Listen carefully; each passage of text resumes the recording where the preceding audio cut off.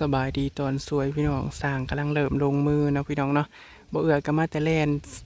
ซื้อเครื่องซื้อของหลายสิ่งหลายอย่างนู่นนี่นั่นเนาะพี่น้องแบบเครื่องมือบ้างอันยังบ้างแบบ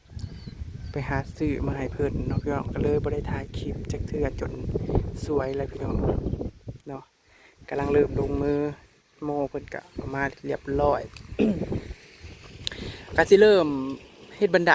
เนาะพี่น้อง1บันได2ก็คืออ่า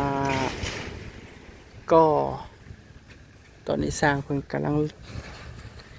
ลงมือเฮ็ดเนาะทุกคนได้สร้างมาเพิ่มเติมได้สร้างจากคนก็8ได้สร้างเลินกับสร้าง4พี่น้องมาเพิ่มอีก2 เอามันก็คักเด้อเลินจะเอาบ่คักเด้อคอยประจานเจ้าลง YouTube ได้นี่เจ้าบ่ได้มีอันผู้จ้างเจ้าได้บัด ชุดที่มือ สุดชีมือเลยเด้อ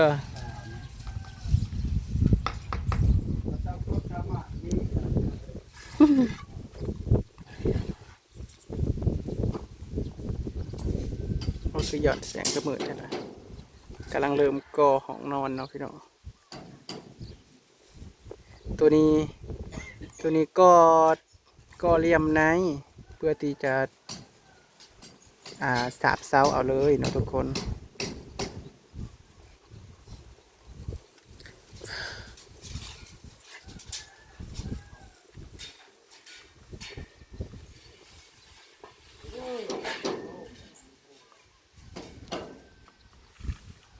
เก็บไปเบิ่งเครื่องกันเนี่ย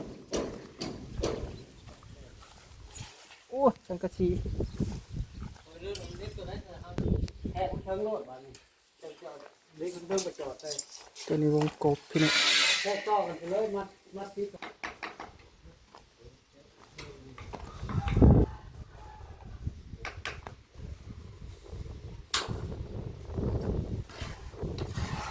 ชูงคนบาเลินเฮือนเนี่ยฮะโยให้เอาเตี้ยดิ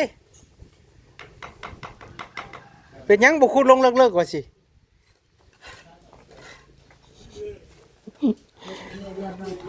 ฮะเหตุเพื่อถมดินพี่น้องเอ้ยเพราะว่าอนาคตต่อไปทางมันกับจักสิขึ้นสิลงสิต่ำสิสูงเพราะว่าจะนั่นกับสูงไว้ในจักน้อยก็ดีคือกันแต่ว่าFC หลายคนเพิ่นก็ถามว่าเป็นยังคือบ่อันเฮ็ดใต้ทุนแม่เบาสิมันมีห้องลุ่ม มันมีห้องกันเก็บของทั้งลุ่มมันชูนี่เนี่ยพอเฮ็ดได้เลย มันพอเฮ็ดอยู่นั่นแหละแต่ว่ามันสิไปซื้ออันอิหยังเขาเอิ้นแผ่นคอนกรีตน่ะอยู่ไสอีกล่ะถามหาในไสก็บ่มีบาทนี่มันบ่คือไทยได้แหละเนี่ยสร้างมาแต่ไทยพระเจ้าเพิ่นว่าเจ้าก็บ่มีรถแก้อีกแล้วคันอุปกรณ์มันได้คือไทยนะมันก็อยากเฮ็ดอยู่แต่กี้เฮาก็คิดคือกันเด้อบ่ชี้เฮาอยากเฮ็ดอันตารางนะมันหาอุปกรณ์นี่แหละมันบ่มีคือไทยนี่คันมีคือไทยน่ะห้วยคักแต่กี้อันเว้ากันอยู่ว่าอยากได้อันอิฐมวลเบาน่ะเด้มาก่อนนะมันหักถามหาแถวบ้านเฮาก็บ่มีหาที่ใช้ก็บ่ได้หาที่ใช้บ่ได้ก็อิฐบล็อกนี่แหละวะ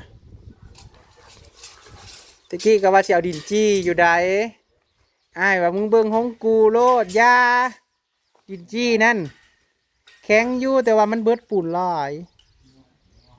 ง่วยพาหนึ่งเป็นชาวโฉบมอวะบ่ไหว้มอวะเอาอันอิฐบล็อกนั่นแล้วก็เลยเอาอิฐบล็อกซะ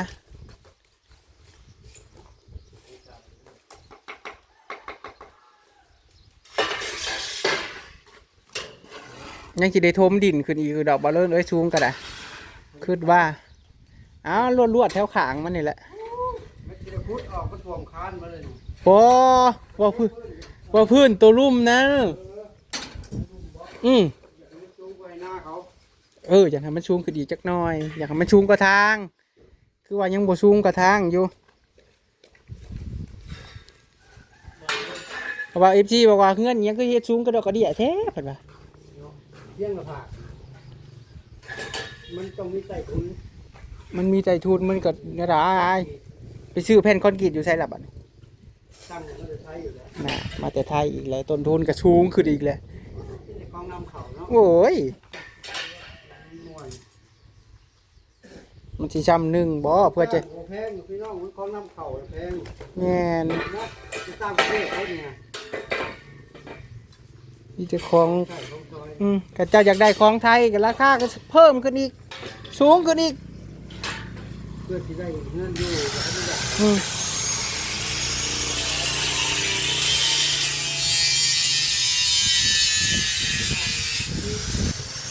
อันใดก็เบาสิเท่าแก่กันเท่าแก่ก็อยาก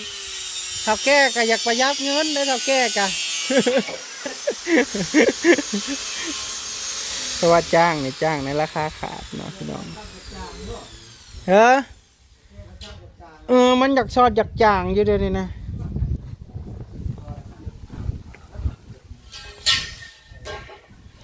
ตัวนี้เป็นห้องนอนเด้อพี่น้อง มีอยู่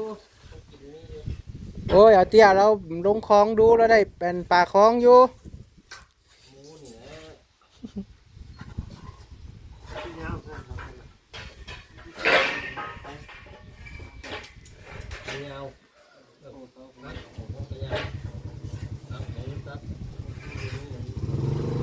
ใส่เหล็กพี่น้องเพื่อให้มันเนียนหนาเนาะพี่น้องเนาะคือความหมายว่าตัวนี้เหล็กตัวนี้เพิ่นซีเขาแล้วก็ใส่เหล็กตัวนี้เพิ่มเติมเข้าไปเนาะที่จริงนั้นปกติเขาจะติดเหลี่ยมนอกเขาจะใส่บูเหล็กตัวนี้แต่ว่าเขาเปลี่ยนทิศทางนะทุกคนมาซีเสาตัวนี้เข้าไปแล้วก็มัดเหล็กใส่เป็นจุดสุดอันนี้เหล็ก10ใส่ตัวนี้เป็นเหล็ก10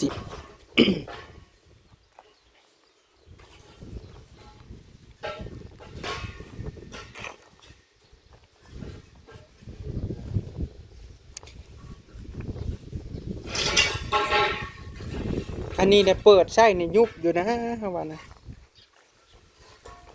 ชิด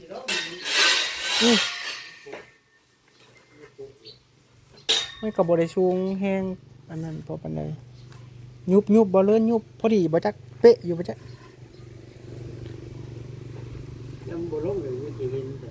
ฮะ มีแต่กี่หินกับดินดาบ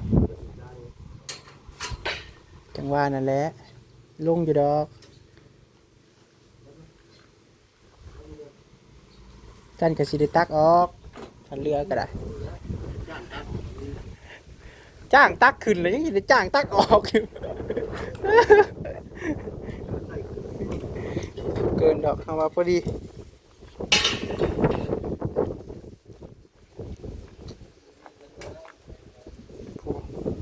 ต่อกระจูดเป็นที่เรียบร้อยพี่น้องใหม่ควันท่อนๆยังไม่ทันเบิดเถื่ออันนี้ทางหน้าบ้านทุกคนทางตะเวนออกทางนี้นะเบิ่งคือกว้างเลยทุกคนเพราะว่าเปิดเลนวายที่จริงกับตรงนี้ก็ลงได้อีกหลังหนึ่งอยู่ข้างๆตัวนี้ แต่จะว่าเป็นบอลปลูกเครื่องตัวนี้นะโซนตัวนี้นะพี่น้อง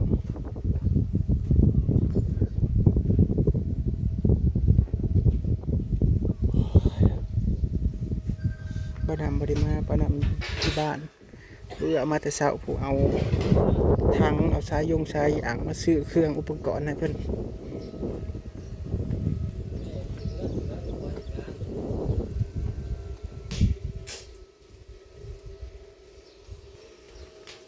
ไฟแห้งดีอยู่บ่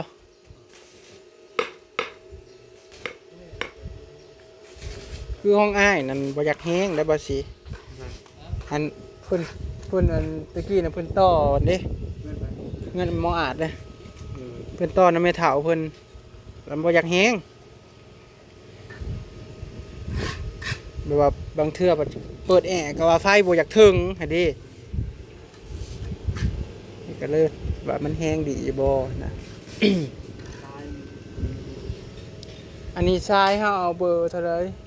26บ่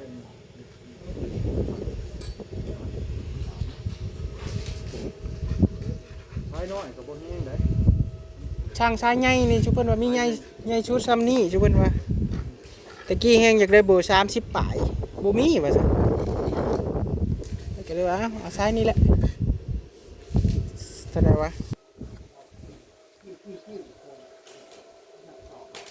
ลงมือเลยเด้อทุกคนฝากเบิ่งฝากเชียร์ฝากคอมเมนต์เนาะพี่น้องว่า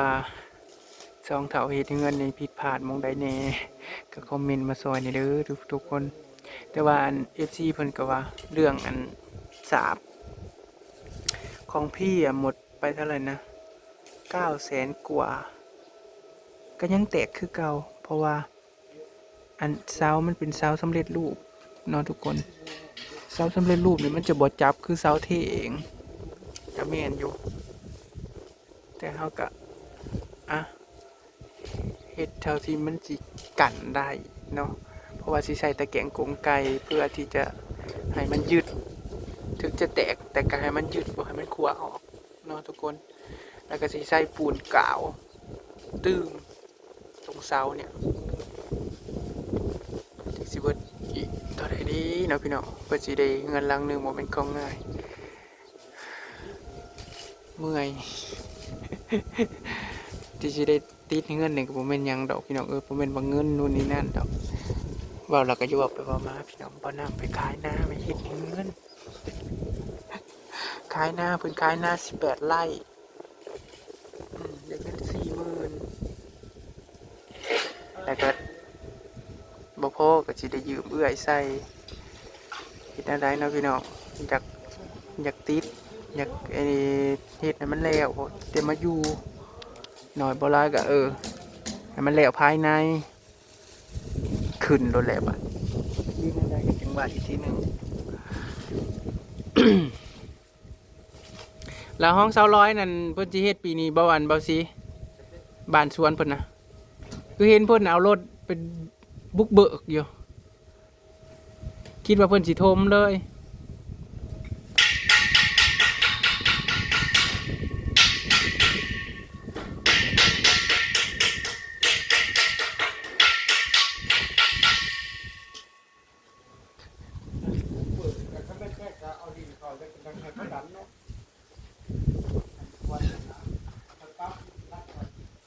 หมอบ่ถมบ่จักถมเออ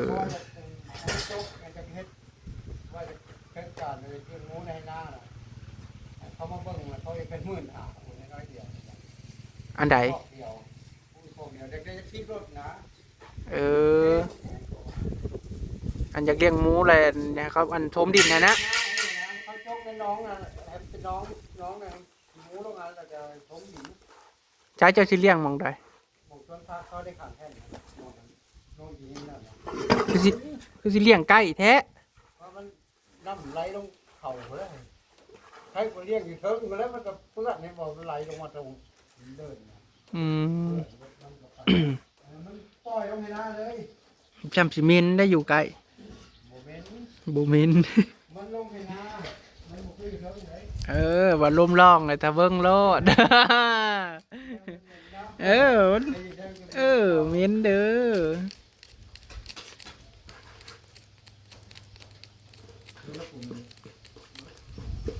อย่างเมนก็ว่าบ่ได้แล้วคันคือซุ่มนี่ก็อยู่กลางบ้านอยู่นี่ก็ยังว่าบ่ได้เพราะว่าบ้านเกิดเต็มหมดเลย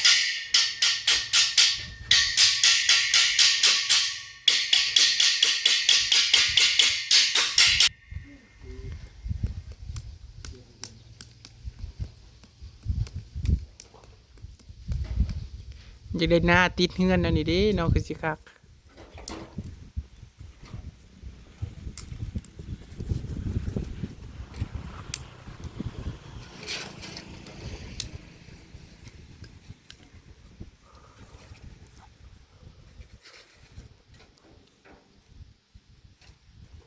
เป็นได้บ่เลินเงินไปเงินมาอยู่มันเป็นอะไรไล่ในบ่มีเงินทางตัวเดียว มีแต่มีแต่บันไดนั่นแหละห่างกับบ่มีและเอาเตี้ยว่าท่านได้ไปเอาไม้ เสาเล็กไว้คือทั้ง อืม แล้วก็พอดีแล้วก็ทิศทางงานแบบการยังไม่ยังเขายังเอาไปใช้อยู่นะ อีเด้ก็มาทางนี้แล้วนี่ทางนี้ ตัวนี้แล้วก็ตัวกลางนั่นเด้นะกับนะตัวกลางนั่นก็บ่ได้อันนั้นเพราะว่าพาตัวนั้นเนาะติดขึ้นเลยเด้อืมอืมอืม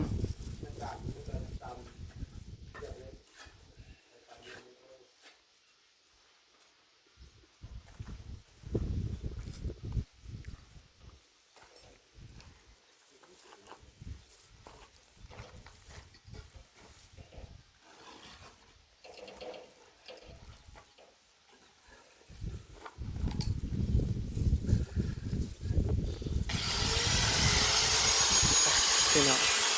คลิปนี้ก็บ่มีหนักมากเด้อทุกคนสร้างกำลังเริ่มลงมือแล้วก็ทางให้เบิ่งเนาะเล็กๆน้อยๆกินมาหากินข้าวกินน้ำก็ได้มันมาได้ก็ไปช่องเบิ่งน้ำสร้างเรื่อยๆอยู่ทุกคนมาเบิ่งเพื่อว่าเพิ่นเฮ็ดคลิปตามที่เฮาอยากได้เนาะทุกคน หรือไม่ได้ก็จังไปติดตามเบิ่งอีกทีหนึ่งเด้อทุกคนขอบคุณทุกคนที่เข้ามาเบิ่งแล้วก็เป็นกำลังใจให้บ่เอื้อบ่น้ำเนาะในการเฮ็ดเฮือนก็จะได้ที่พลาดหรือว่าอันใดก็จังให้คนปลอดภัยพี่น้องเป็นลมเด้